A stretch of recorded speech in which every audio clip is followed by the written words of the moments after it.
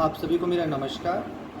आज के टॉपिक में हम पढ़ेंगे इंट्रोडक्शन टू स्विच गियर। ये सब्जेक्ट यूजुअली इलेक्ट्रिकल इंजीनियरिंग या इलेक्ट्रिकल इलेक्ट्रॉनिक्स इंजीनियरिंग के थर्ड ईयर के स्टूडेंट्स को होता है। किसी किसी यूनिवर्सिटी में ये 7 सेमेस्टर यानी कि फाइनल ईयर स्टूडेंट्स को भी होता है। स्टार्ट करते हैं हम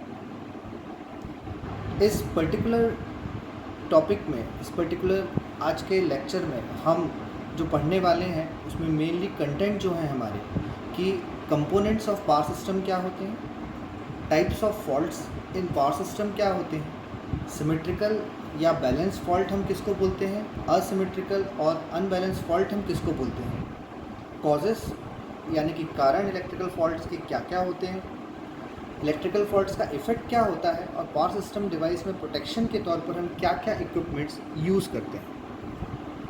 सबसे पहले हम बात करते हैं कंपोनेंट्स ऑफ पावर सिस्टम। देखिए, पावर सिस्टम को हम बेसिकली 5 पार्ट्स में या मोटा मोटा हम कहें तो 3 पार्ट्स में हम डिवाइड कर सकते हैं।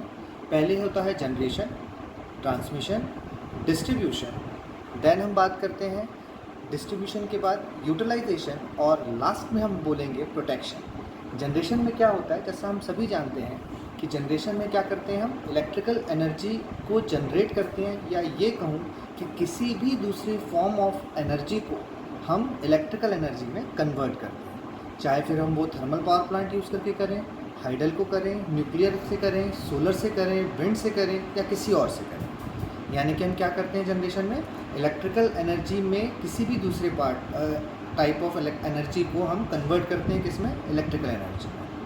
फिर जब वो एनर्जी जनरेट हो जाती है, इलेक्ट्रिकल एनर्जी प्रोड्यूस हो जाती है, तो उस इलेक्ट्रिकल एनर्जी को हम ट्रांसमिशन लाइन के थ्रू, यानी कि हम जो जनरेशन होता है वो किस में होता है, 11 kV में होता है।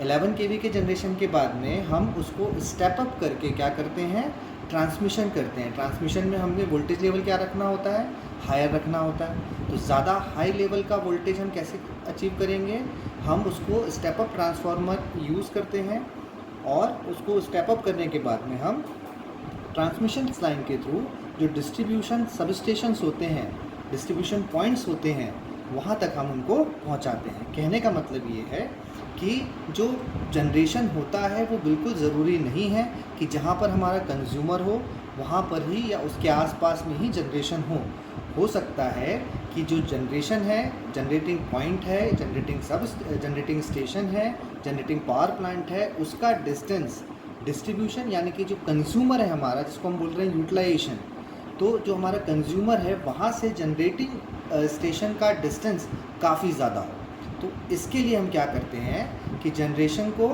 जब पावर को जनरेट होने के बाद में with the help of transmission lines हम क्या करते हैं, स्टेप अप करने के बाद में हम ट्रांसमिशन लाइंस के थ्रू उसको ट्रांसमिट करते हैं पावर को और डिस्ट्रीब्यूशन सब स्टेशंस तक ले करके जाते हैं।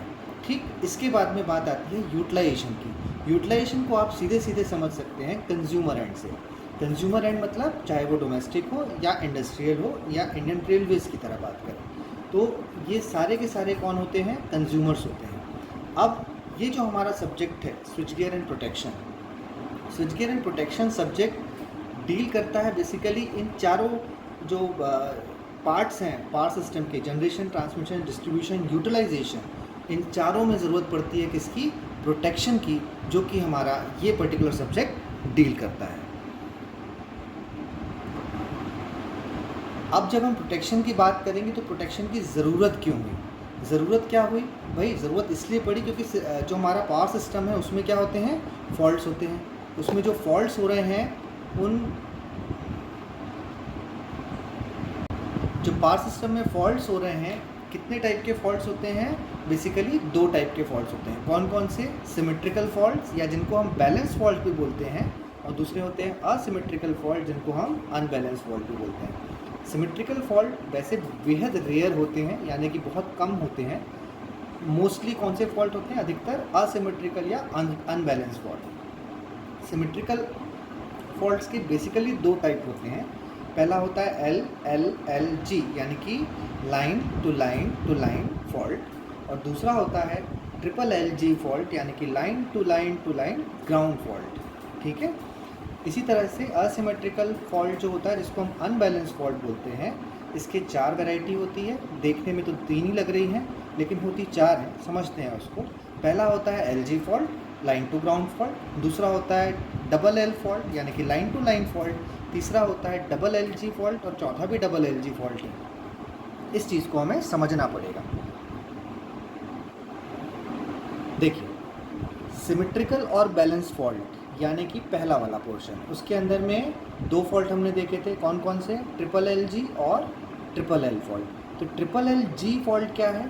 देखिए आप ध्यान से, तीनों phases, R phase, Y phase और बी फेज, ये तीनों आपस में क्या हुए?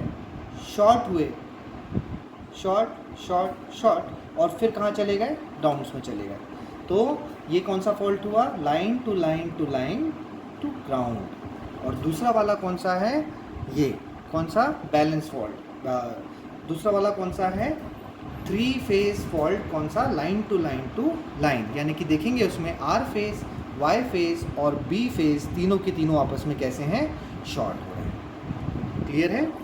चलिए, इसके बाद हम आगे बढ़ते हैं असिमेट्रिकल और अनबैलेंस फॉल्ट की तरफ। इस फॉल्ट में आप देखेंगे तो हमने बात की है भाई कि टोटल 4 वैरायटी होती है फॉल्ट्स की। कौन कौन सी?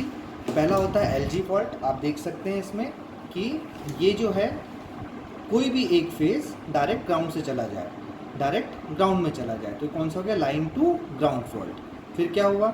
दोनों, कोई भी 2 फेज आपस में शॉर्ट हो जाए, चाहे आर वाई हो जाए, आर बी हो जाए या वाई बी हो जाए। ठीक, इसी तरह से तीसरा कौन सा हुआ? Double L G fault. यहाँ पर थोड़ी देखने वाली बात ये है कि यहाँ पर इसकी 2 वैरायटी होती है। कौन कौन सी? आर वाई बी, आप तो 3 फेज हो गए। इसमें से इसमें हम क्या देख रहे हैं? डबल एल जी, यानी कि लाइन टू लाइन पहले आपस में क्या हुआ? शॉर्ट हुआ, उसके बाद वो ग्राउंड हो गया। दूसरा क्या होगा कि ये दोनों फेजेस क्या हो जाएं? आपस में शॉर्ट हो जाएं, और तीसरा फेज ग्राउंड हो जाए। तो ये 2 वैरायटी हैं इसके अंदर में। रिपीट कर दे रहा हूँ मैं। पहली वैरायटी में क्या है कि आर और वाई फेज आपस में शॉर्ट हुए, और वही दोनों फेज जो शॉर्ट हुए हैं वो कहाँ चले गए? ग्राउंड में चले गए। तो ये पहली वैरायटी हुई डबल एल जी की। और इसकी दूसरी वैरायटी क्या होगी कि आर और वाई फेज आपस में शॉर्ट हुए और ग्राउंड कौन सा चला जाए? बी फेज चला जाए। तो ये उसकी होती है दूसरी वैरायटी। देखिए, अब ये फॉल्ट होते क्यों हैं? क्या कारण है इन फॉल्ट्स के होने का? तो जो मेनली जो कारण आते हैं, वो सबसे पहला कारण आता है वेदर कंडीशंस। वेदर कंडीशंस में क्या है?